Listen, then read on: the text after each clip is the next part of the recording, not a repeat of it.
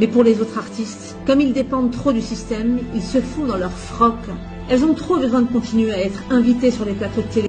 Alors, respectez votre public, c'est le dernier de vos soucis. Ce public qui vous a engraissé pendant des années. Je parlerai même pas des enfoirés qui portent bien leur nom, qui se gavent avec la SACEM et les droits d'édition, bien plus rentables que la vente de disques. Et c'est pas Jean-Jacques qui va me contredire, hein Jean-Jacques? Mais le pire, c'est que consciemment ou pas, ils font la promotion du satanisme, en participant à des shows prime time très évocateurs, qui font l'apologie des idéologies de nos maîtres. Un téléspectateur lambda trouvera ça rigolo, mais lorsque t'es éveillé, comme toi, et que t'as la vision d'ensemble, alors tu comprends mieux dans quel monde tu vis. Et c'est beaucoup plus grave avec les stars américaines, que ce soit de la chanson ou du cinéma d'Hollywood. Les artistes francophones sont des Teletubbies à côté, car aux USA, le contrôle des artistes est absolu. Il est impossible pour un artiste de devenir une star mondiale sans s'être soumis à l'état profond. Alors, j'espère que t'es bien assis. L'objectif principal des grands studios de musique et du cinéma aux USA n'est pas l'appât du gain, contrairement à ce qu'on pense. L'objectif principal est la programmation mentale des masses. Grâce aux stars et au divertissement, ils sont en mesure de t'implanter dans le cerveau certains concepts, idéologies, mœurs, et pire, ils peuvent te désensibiliser, te fragiliser, t'isoler, t'hypnotiser. Et oui, tout ça. Hollywood, la musique, la télé, Netflix, les réseaux sociaux et les jeux vidéo enseignent de mauvais mœurs aux jeunes ainsi qu'aux adultes.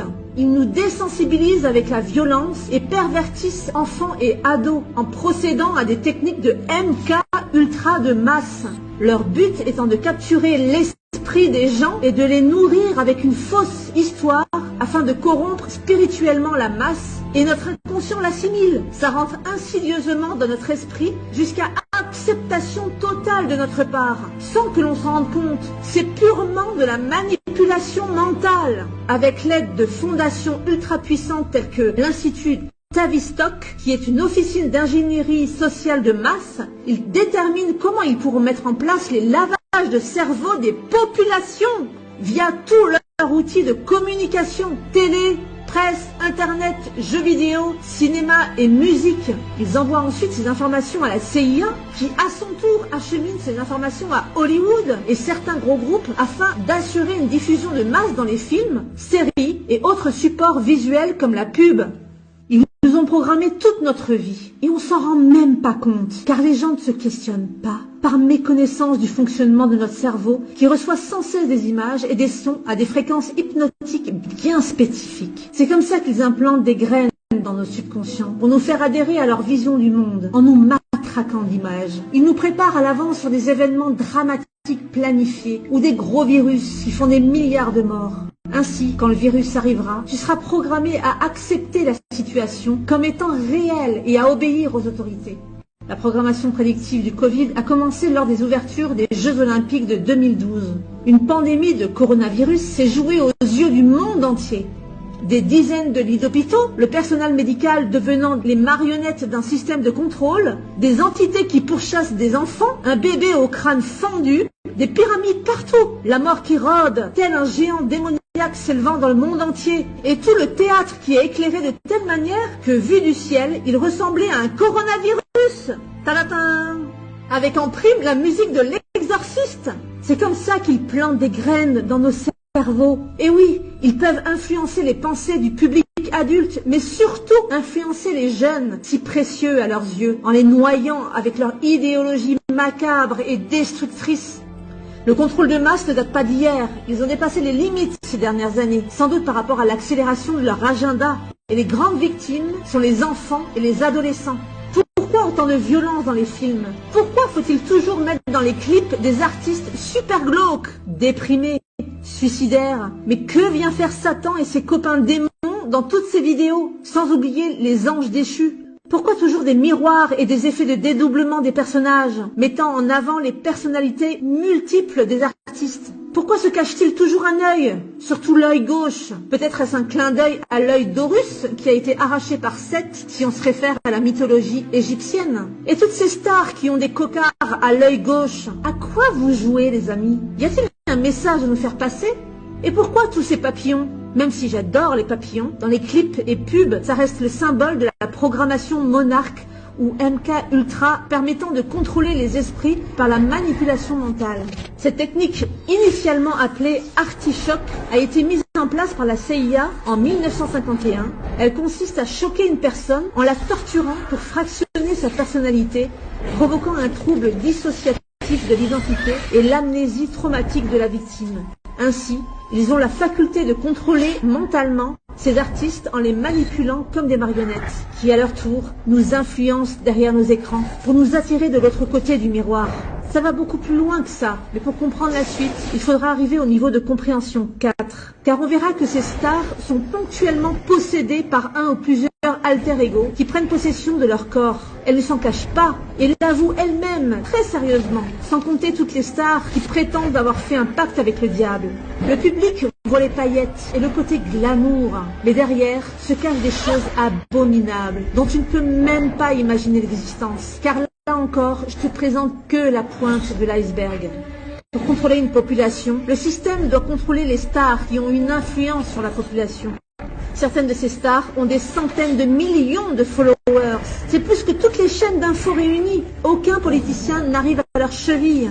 Voilà pourquoi l'État profond ne peut pas se permettre de laisser la libre parole à une star qui pourrait avoir un narratif contradictoire à leur idéologie. Ils vont même jusqu'à dérober le téléphone des artistes. Pas le choix pour les stars, elles doivent être sous contrôle, sinon elles ne seront jamais propulsées en haut de l'affiche. Pour mieux comprendre ce phénomène, je t'invite à lire le livre d'Alexandre Le Breton, qui est le mieux informé sur le sujet. Lorsqu'une star sort de sa programmation et commence à désobéir, l'État profond la remet dans le droit chemin. On se souvient de Britney Spears ou plus récemment la chanteuse Ariana Grande qui, à un moment donné, a commencé à se réveiller et à dire qu'elle était possédée par Satan. Furieux, ses maîtres organisèrent en 2017 les attentats de Manchester afin de la traumatiser à nouveau et pouvoir ainsi la reprogrammer pendant une période donnée via leur méthode MK Ultra. Une fois reprogrammée, la star peut être remise sur le marché et le succès ne tarde pas à reprendre de plus belle avec des vidéos frôlant les 2 milliards de vues et plus de 250 millions de followers sur Instagram. Mais son prix à payer pour maintenir sa gloire et son argent sera la soumission éternelle à ses maîtres. Dans ce monde, les artistes satanistes comme Marina Abramovic sont mis sur un piédestal. Et pire, on la voit s'entourer de personnes les plus puissantes du monde, comme Jacob Rothschild, le véritable homme le plus riche de la planète, avec toutes ses banques centrales. C'est aussi une grande copine des Clinton et autres podestas, sans compter les nombreuses stars d'Hollywood qui lui lèchent les pieds comme des petits toutous, et qui adorent les spirit cooking de Marina, où ils prônent ensemble le cannibalisme. Encore une de leur idéologie. Ils sont tellement sans gêne qu'ils en font même la promotion à travers leurs clips. La pédophilie et le satanisme sont monnaie courante à Hollywood. Même Céline nous lance des vêtements ultra dark pour des enfants, avec bien sûr le logo du nouvel ordre mondial. Tabarnak. Et lorsqu'on voit des artistes se maquiller ou se déguiser en panda, c'est pour mieux se moquer. C'est leur façon de se transmettre des codes entre pédophiles. Comme ils doivent bien se marrer en voyant l'ignorance de leurs fans. C'est encore un triste secret que tout le monde connaît, mais dont personne ne parle, comme pour l'affaire Weinstein. Seuls certains acteurs osent dénoncer les réseaux pédophiles organisés à Hollywood, comme Corey Feldman, que tu as vu dans les Goonies, Elijah Wood dans Le Seigneur des Anneaux, la réalisatrice Amy Zering, qui a sorti un documentaire sur le sujet, le producteur John Paul Rice, qui balance du lourd, ainsi qu'une journaliste intègre, Amy Robach. Tu as aussi des témoignages de victimes comme Christine De Nicolas ou Danneke Lucas, qui était esclave sexuelle pour l'élite depuis l'âge de 6 ans. Ou Tila Tequila, une célébrité de télé-réalité programmée par MK Ultra. Mais celui qui va le plus loin, c'est Mel Gibson, qui explique carrément qu'Hollywood fait des sacrifices d'enfants et récupère leur sang. D'ailleurs, ça lui a coûté cher, puisqu'ils ont tout fait pour détruire sa carrière en le faisant passer pour un alcoolique, raciste, antisémite. Mais grâce à son talent de réalisateur, il a continué à avoir du succès en marge d'Hollywood. Les dires de Mel sont confirmés par des gens très haut placés, comme Robert David Steele, ancien militaire et membre de la CIA. Confirmé également par la rédemption de Ronald Bernard, qui lui faisait carrément partie de l'élite et était en contact direct avec les maîtres du monde.